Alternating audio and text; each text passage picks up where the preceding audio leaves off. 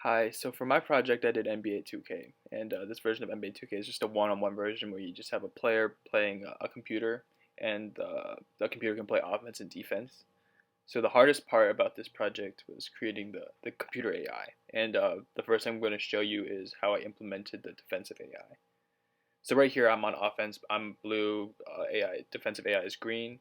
The defensive AI tries to stay between the offense and the basket, and the hardest parts are about the creating this defensive AI is maintaining like a sort of realistic defense. So as you can see, as I'm changing direction, there's like a slight delay from the defense and my movement.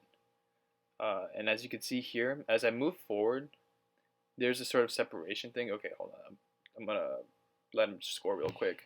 So I'm gonna show you like I also implemented a separation sort of thing right here. So as I sprint forward and pull back, you see that the defense has a sort of like separation reaction. I missed here. I'm probably just gonna I'm gonna let him score again. Um, so I'm just gonna show you now that there's like a post up sort of thing. So and realistically, when the defense is a certain distance from the basket, it's gonna post up and stop and try to like get you to stop moving. But at this point, it's also the most vulnerable for the player to drive by. Um, All right, so now I'm gonna sort of talk about the offensive AI. So as you can see, I'm gonna reset this real quick.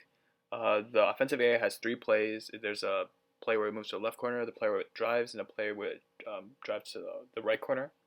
So as you can see in this clip right here, whenever there's like an open lane to the hoop, the offensive AI is always going to take that lane, right? And in this play right here, it's going to move to the left corner, and there's not enough separation, so the offensive AI is going to sort of freehand, make its own decision making, and drive to the hoop.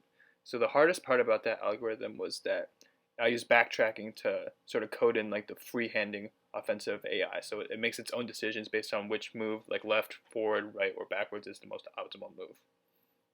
So as I'm pointing out in the mouse here, I also implemented other things like the shot clock and a player keeps score. So as I saw I made a 3 there. So it's 3 points, and if I'm in here, it's going to be a 2 pointer.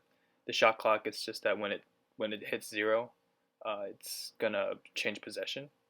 Right here, I'm gonna miss a shot, and what's gonna happen is I programmed the AI to take the ball back, and when the ball needs to be taken back, I'm just gonna highlight the 3 pointer line red.